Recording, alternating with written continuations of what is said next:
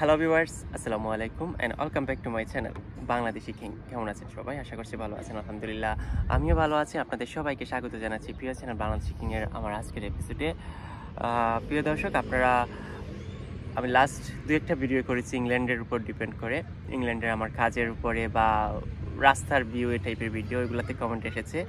Because ওগুলো ভিডিওগুলো করার উদ্দেশ্য হচ্ছে যে আমি চাচ্ছি আমার এই চ্যানেলটাকে ইংল্যান্ডের কন্টেন্টের উপর বেস করে ভিডিওগুলো হতে এবং আপনাদের কাছে যাতে পৌঁছে যায়, বা যদি এটা কোনো দিন ভাইরাল হয় সেটা যাতে ইংল্যান্ডের কন্টেন্ট অনুযায়ী ভাইরাল হয়, সেই সুবাদে করা। আমি যেহেতু এখন ইংল্যান্ডে অবস্থান করছি, সো আপনারা একটা কমেন্ট করেছেন, ভাইয়া লন্ডনে আমি কাজের প্রতিদিন কত টাকা ইনকাম করা যায়, এরকম একটা ভিডিও করেছিলাম। সেটাতে কমেন্ট হচ্ছে, ভাইয়া লন্ডনে আয়ের তুলনায় জীবনযাত্রার ব্যয় কেমন? খুবই ডেঞ্জারাস একটা প্রশ্ন, মানে খুবই গুরুত্বপূর্ণ একটা প্রশ্ন, কিন্তু এটা উত্তর দেওয়াটা খুবই ডেঞ্জারাস। কারণ এটা যারা এই দেশে আছে তারাই এটা খুব ভালোভাবে ফিল করতে পারছে যে আয়ের তুলনায় জীবনযাত্রার ব্যয় কেমন। অ্যাকচুয়ালি এদেশে হতে পারে আয় করাটা একটু বেশি। যখন আমরা এদেশে যখন ইনকাম করি, দেশের মানুষ যখন আমাদেরকে প্রশ্ন করে যে আপনি কত টাকা মাসে কামান, তখন আমরা খুব ইজিলি বলে ফেলি যে 1 লাখ, 2 লাখ, 3 লাখ, 4 লাখ, অনেকেই বলে ফেলে।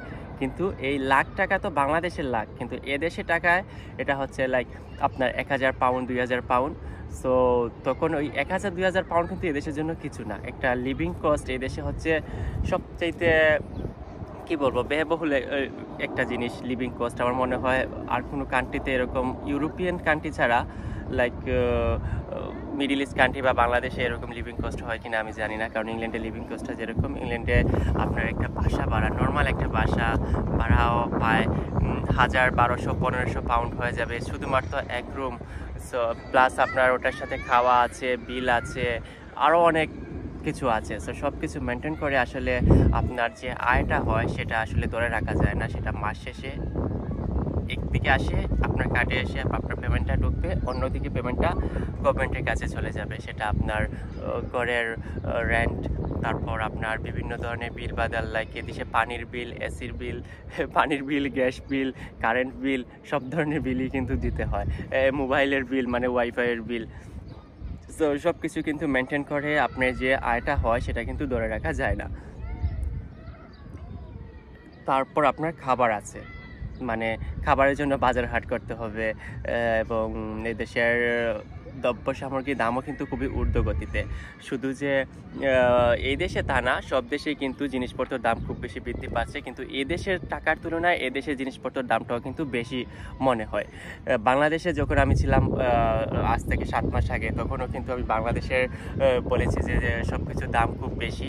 সো এখানেও কিন্তু এখন আছে, এখানকার সব কিছু সম্পর্কে একটু একটু আইডিয়া হচ্ছে। সো এখানকারও সব কিছুর দাম কিন্তু অনেক বেশি। সো দিন দিন আসলে সব দেশেরই কিন্তু জীবনযাত্রার মান বাড়ছে, সাথে দ্রব্য সামগ্রীর দাম বাড়ছে এবং সব কিছু এক্সপেন্সিভ হয়ে যাচ্ছে। কিন্তু মানুষের কাজের যে পারিশ্রমিকটা সেটা কিন্তু বাড়ছে না। কাজের পারিশ্রমিকটা না বাড়ার কারণে মানুষ আসলে সার্ভাইভ করতে পারছে না, বা সার্ভাইভ করতে কষ্ট হচ্ছে। আগে যেখানে মানুষ প্রতি মাসে লাইক ধরো আপনি 1500 টাকা ইনকাম করলে, 1500 টাকা বলতে 1500 পাউন্ড ইনকাম করলে, সেখান থেকে মানে খাবার, ঘরের রেন্ট সব কিছু করে লাইক 100-200 পাউন্ড অন্তত সেভ করতে পারতো। সেখানে আর কি এখন এটা করতে পারে না, বরঞ্চ আরও এক্সট্রা তাদেরকে অ্যাড করতে হয় পুরনো সেভিংস থেকে। সো এইটাই আসলে ভাইয়া লন্ডনে আয়ের তুলনায় জীবনযাত্রার ব্যয় কেমন? প্রচুর ব্যয়। আয় বেশি সেটা দেশের মানুষদের কাছে, বা আদার্স কান্ট্রির মিডল ইস্টের মানুষরা যখন আমাদেরকে জিজ্ঞেস করে ভাইয়া কত টাকা ইনকাম করেন, সো আমরা অনায়াসে বলে ফেলি যে এত লক্ষ টাকা, 1 লক্ষ, 2 লক্ষ টাকা। কিন্তু এটা তো আর ধরে রাখা যায় না, এটা একদিকে আসে অন্যদিকে চলে যায়।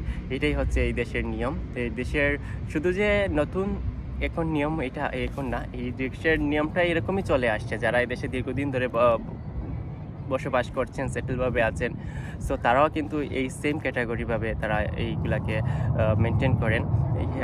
কারণ এই দেশে আপনি কাজ করলে আপনার সার্ভাইভ করতে পারবেন নিজেকে, আদারওয়াইজ পারবেন না।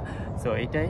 আর কেমন লাগলো আমার আজকের এপিসোডটা অবশ্যই কমেন্ট বক্সে কমেন্ট করে জানাতে ভুলবেন না, কারণ আপনারা যারা কমেন্ট করবেন তাদের কমেন্টের উপর ডিপেন্ড করে আমি ভিডিও করার চেষ্টা করব।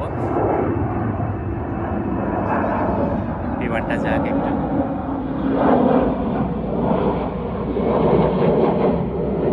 আমি একটা পার্কের মধ্যে বসে আছি, খুব সুন্দর ওয়েদার, একটু খুবই ভালো ওয়েদার, আজকে রোদ উঠছে, আমি চাইছিলাম যে রোদ খেতে, এর জন্য একটু বসলাম 5 মিনিট সময় আপনাদের সাথে কথা বললাম। ওইদিকে বাচ্চারা প্লে করছে, ভালো লাগছে দেখতে, আর আপনাদের প্রশ্নটা উত্তর দিয়ে দিলাম। ঠিক আছে, ভালো থাকবেন সবাই। আর হতে পারে ভালোভাবে বুঝিয়ে বলতে পারিনি, তবে চেষ্টা করব আমি সব কিছু জেনে শুনে ভালোভাবে বুঝিয়ে বলার, যদি সাপোর্ট করেন আপনারা। আজকে বিদায় নেই, দেখা হবে নেক্সট। আল্লাহ হাফিজ, বাই বাই।